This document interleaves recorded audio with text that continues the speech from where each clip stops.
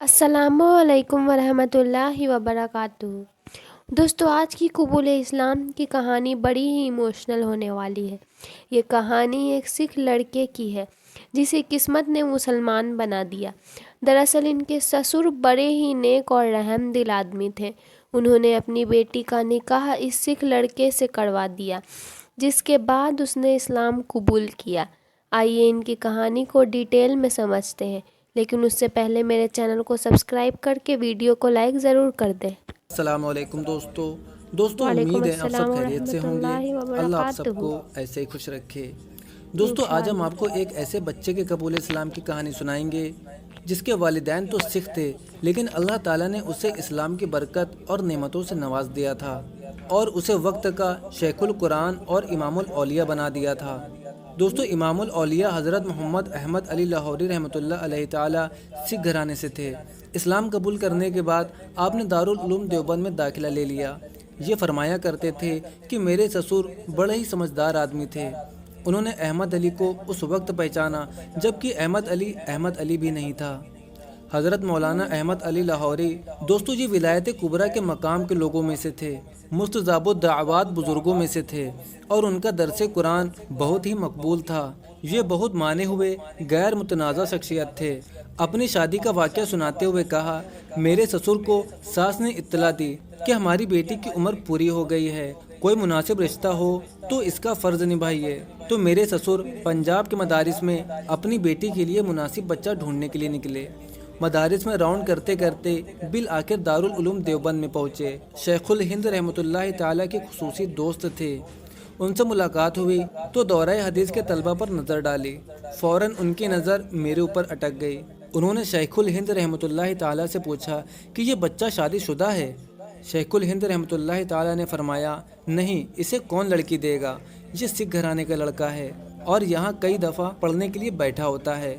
तो उसकी माँ जो सिख धर्म से हैं वो आती हैं, इसे गालियाँ निकाल कर चली जाती हैं और ये चुप रहता है बेचारा। इस दरवेश को कौन बेटी देगा?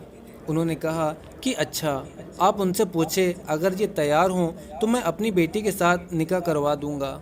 फरमाया, पूछ लेते हैं। शेखुल हिंद रहमतुल्लाहि ताला ने पूछा तो कहने लगे कि हज़रत, मैं बेयार व मददगार सा बंदा हूँ।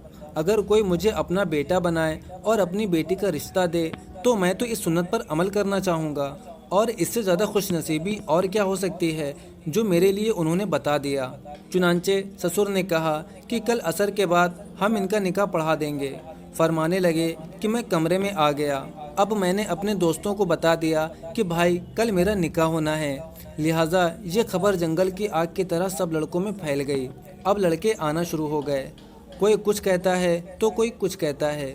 एक ने कहा, भैया बात यह है कि ये जो तुमने कपड़े पहने हुए हैं ये तो बहुत मैले कुचैले पुराने कपड़े हैं, तुम किसी से उधार लेकर दूसरे पहन लो। मैंने कह दिया, भाई बात यह है कि मैंने कभी किसी से उधार नहीं मांगा, जो है मेरे अपने हैं, मैं किसी से लेकर नहीं चलता। साथी ने कहा, अच्छा, अगर आप किसी से उधार नहीं मांग सकते तो मत मांगिए। ऐसा करें कि कल इन कपड़ों को आप धोकर साफ करके फिर पहन लेना। मजमे में कम से कम साफ कपड़ों में तो बैठोगे ना। फरमाने लगे, मेरी बदबख्ती आ गई थी कि मैंने हाँ भर ली। अगले दिन सबक ख़त्म हुआ तो मैंने धोती सी बांधी और कपड़े उतार कर उनको धो डाला। अल्लाह की शान देखिए, सर्दियों का मौसम, ऊपर से बादल आ गए। अब जोहर का वक्त भी करीब आ गया और मेरे कपड़े गीले। मैं मस्जिद के पीछे जाकर कपड़ों को लहरा रहा था और अल्लाह से दुआ मांग रहा था कि ऐ अल्लाह मेरे कपड़े खुश्क कर दे। वो तो ना होने थे ना हुए और जोहर की अजान हो गई। अब मुझे मजबूरन गीले कपड़े पहनकर सर्दी के मौसम में मजमे में बैठना पड़ा। अब सब कहने लगे कि जी दुल्हा कहाँ है। अब सबकी नज़र मुझ पर पड़ी और पता चल गया कि इसके तो कपड़े गीले हैं और सर्दी में पहन कर बैठा हुआ है। फरमाने लगे, मेरे ससुर को अल्लाह ने वो सोने का दिल दिया था कि उन्होंने देखा कि कल यही कपड़े थे और मैले थे और आज भी यही हैं और गीले हैं। इसका मतलब ये है कि इस बच्चे के पास दूसरा जोड़ा भी नहीं है। उनके दिल पर इस बात का कोई असर ना हुआ, वो तो मेरी पेशानी की नूर को देख रहे थे। दोस्तों, मर्द हक्कानी की पेशानी का नूर कब छुपा रहता है। उन्होंने मेरा निकाह पढ़ा दिया। मैं फारिग हो गया दौराए हदीस से और रुखसती हो गई। تو جب میں بیوی کو لے آیا تو ابتدائی کے 1-2 مہینے میرے پاس رہی اور ان میں بھی اسے فاقہ کرنا پڑا، کیونکہ میرے پاس تو کچھ ہوتا ہی نہیں تھا۔ جو ملتا ہم دونوں کھا لیتے، ورنہ فاقہ سے دن گزارتے۔ مہینے کے بعد وہ اپنے مائکے گئی، جیسے بچیاں جاتی ہیں۔ شادی کے بعد تو فرماتے ہیں کہ جب وہ اپنے گھر گئی تو اس کی ماں نے پوچھا، بیٹی تو نے اپنے گھر کو کیسا پایا؟ اب وہ اتنی تقیہ پاس باغ بچی تھی، اپنی ماں سے کہنے لگی کہ امی، میں تو سوچتی تھی کہ مر کر جنت جائیں گے، لیکن میں تو جیتے جاگتے جنت میں پہنچ گئی ہوں۔ اللہ اکبر کبیرہ۔ اتنی صابرہ اور شاکرہ تھی۔ کہنے لگے بس پھر اللہ تعالیٰ نے میرے گھر میں برکت دینی شروع کر دی۔ دوستو، جب خاوند ایسا ہو اور بیوی ایسی ہو تو پھر برکتیں کیوں نہ ہوں گی؟ چنانچہ حضرت فرمانے لگے، ایک وہ وقت تھا جب کھانے کو نہیں ملتا تھا، اور ایک آج احمد علی پر وہ وقت ہے کہ میرے کھانے کے لیے طائف سے پھل آتے ہیں۔ اور پھر انہوں نے فرمایا کہ سرگودا کے علاقے کے بڑے بڑے لوگ جو سرگودا کے کلیار ہیں، ان کی بیویاں آج میرے گھر میں آ کر برکت کے لیے جھاڑو دے کر جاتی ہیں۔ اتنے بڑے لائن لارڈ کی بیویاں برکت کے لیے میرے گھر میں آ کر جھاڑو دے رہی ہیں۔ آج اللہ کا مجھ پر اتنا کرم ہے۔ دوستو، اتنی عجیب بات ہے کہ ایسے گھرانے کا بچہ، اس کا کوئی اپنا نہیں تھا، اللہ تعالیٰ نے اس کو دنیا میں ایسی عزت عطا فرما دی۔ چنانچہ یہ ایک مشہور واقعہ ہے کہ اپنی وفات کے بعد وہ علماء میں سے کسی بڑے عالم کو خواب میں نظر آئے۔ انہوں نے پوچھا، حضرت آگے کیا بنا؟ تو حضرت کثرت سے روتے رہا کرتے تھے۔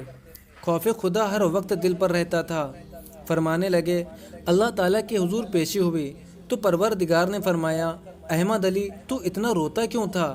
کہنے لگے، جب مجھ سے پوچھا گیا تو مجھے خیال آیا کہ نبی کریم صلی اللہ علیہ وسلم کا فرمان ہے، جس سے حساب کتاب میں پوچھ شروع ہو گئی وہ نہیں بچے گا۔ تو میں ڈر گیا، اور جب میں ڈرا تو پروردگار نے فرمایا، احمد علی اب بھی ڈر رہے ہو؟ آج تمہارے ڈر کا نہیں، خوش ہونے کا دن ہے۔ ہم نے تمہیں معاف کر دیا، اور جس قبرستان میں تمہیں دفن کیا وہاں کے سب گناہ گاروں کو بھی معاف کر دیا۔ چنانچہ ان کی قبر کی مٹی سے خوشبو آیا کرتی تھی۔ ہزاروں انسانوں نے ان کے قبر کی مٹی اٹھا کر گھر لے جانا شروع کر دی تھی۔